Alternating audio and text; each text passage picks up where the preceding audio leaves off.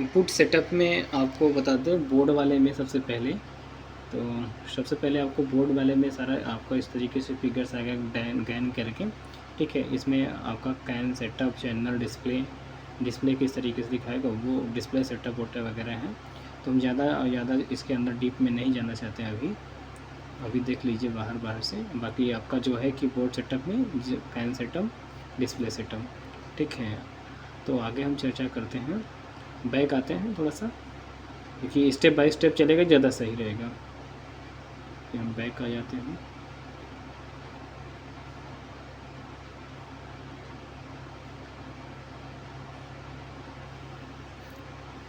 ये आपका बोर्ड में कर्सर सेटिंग भी है, कर्सर को सेट कर सकते हैं, वार्निंग डेटा वगैरह सारी चीज़ें।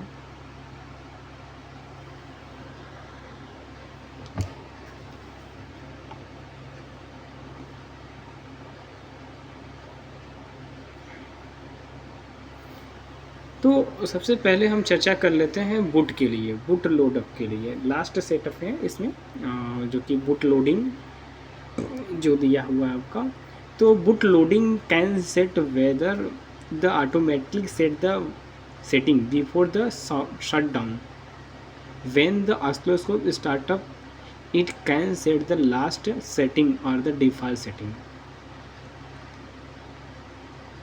अब आपको दिख रहा है लास्ट सेट पे आपको दिख रहा है, जैसा कि आप देख पा रहे हैं। तो हम इसके विषय में चर्चा कर ले रहे हैं। लास्ट सेटअप क्या है? लास्ट सेटिंग में load all the setting before shut down.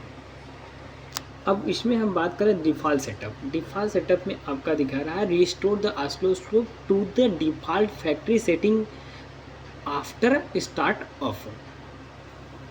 तो हम लास्ट सेटअप में बात करें। अब आता है boot method.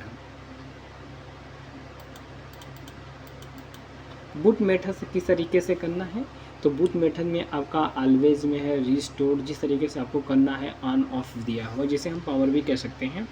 Set the power mode of the oscilloscope, it can always on and last status always of. Always of पे क्या क्या दिया है? After the power switch can switch on the real panel of the oscilloscope is turn on user should press the soft boot key manual on the front panel of the oscilloscope when the oscilloscope will power on. Always on में after the power switch on the rear panel of the oscilloscope turn on the oscilloscope will directly power on. Last में आपका दिया हुआ है last status में बात कर लें, या रिस्टोर में तो रिस्टोर आप समझ जा रहे हैं। पैक कर लेते हैं। अब आपका आप कर लेते हैं लास्ट स्टेटस में after the power switch on the real panel of the oscilloscope turn on the oscilloscope will rebooting will with the last shutdown status if the last shutdown turn off the soft key when the oscilloscope should press the soft key power on if the last shutdown turn on directly off directly then the power on the directly। Function, अब function की optional function की बात करें तो optional function जैसा कि आप देख पा रहे हैं, तो मैं जरा चर्चा कर लेता हूँ ऑप्शनल फंक्शन में। तो ये सबसे महत्वपूर्ण फंक्शन है। तो ऑप्शनल फंक्शन में आपको सबसे पहले क्या क्या दिख रहा है, यानी ये जैसे UTR हो गया, UT 232 RS 232 सॉरी RS 232 जो आपका डाटा लोगो रहता है, तो सभी मॉडल में दिया रहता है, सभी में नहीं दिया रहता। तो इसमें नहीं दिया है, मतलब दिया है तो इसके लिए क्या होता है, कोड को परचेज करना होता है। जैसे UART IC2 CPI CAN FD LAN एक्सराई रेज बोर्ड और लॉजिक एनालाइजर, तो जो आपको करना होगा उस तरीके से आपको ख़रीदना होता है। तो हम बता देते हैं आपको, ऑप्शन फंक्शन जो है is the entrance of activating option is can select और activated signal option as show in active all the source in all option support free and trial 145 hours as so after free trial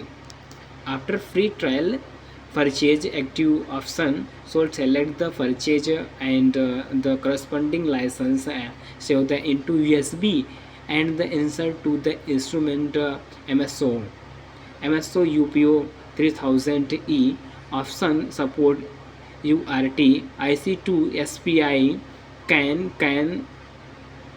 FD LAN FlexRay Bode diagram and logic analyser.